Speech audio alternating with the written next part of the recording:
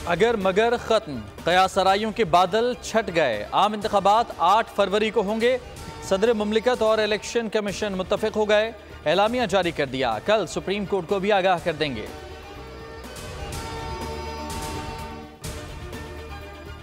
सदर मुमलिकत से मिलने से इनकार नहीं किया, ना मिलने का फैसला कमीशन का था। Chief election commissioner Sikandar Sultan Raja की गैर रस्मी गुफ्तगू।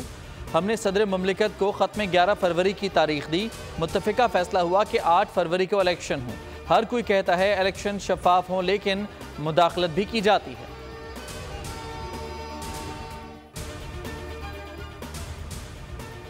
पाक बहरिया और कतरी स्पेशल नेवी फोर्सेस के माबैन 2 तरफा बहरी जंगी मश्क महारबुल बहर 6 इख्तिताम पजीर। तर्जमान पाक बहरिया के मुताबिक कराची में की गई मश्क में रिवायती और गैर रिवायती खतरात से निपटने के लिए मुश्तरका मैरीटाइम ऑपरेशंस की मश्कें की गईं।